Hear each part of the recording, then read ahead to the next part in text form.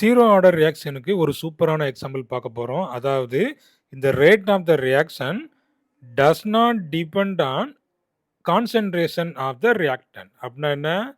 இந்த ஐஸ் வந்து மெல்ட் ஆகுது இல்லையா? இது வந்துட்டு இந்த எவ்வளவு குவான்டிட்டி இருக்குது அதை பொறுத்து இந்த மெல்ட்டிங் வந்து ஆகாது. இது வந்துட்டு கான்ஸ்டண்டா மெல்ட் ஆயிட்டே தான் இருக்கும். அதாவது ரேட் வந்துட்டு கான்ஸ்டன்ட். அப்ப பார்த்தீங்கன்னா, ஐஸ் வந்து எத்தனை டிகிரி செல்சியஸ்ல மெல்ட் ஆகும்? 0 டிகிரி செல்சியஸ்ல மெல்ட் ஆகும். அப்ப இந்த மெல்ட்டிங் ரேட் இருக்கு பாருங்க, உருகக்கூடிய அந்த ரேட் பார்த்தீங்கன்னா, கான்ஸ்டன்ட்டா இருக்கும்.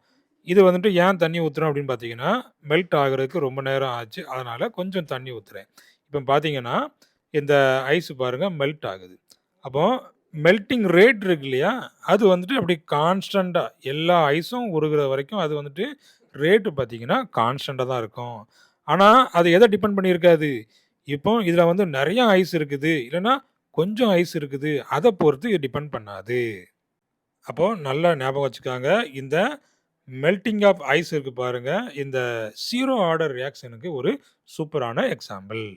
அப்போ இந்த 0 order reaction does not depend on concentration.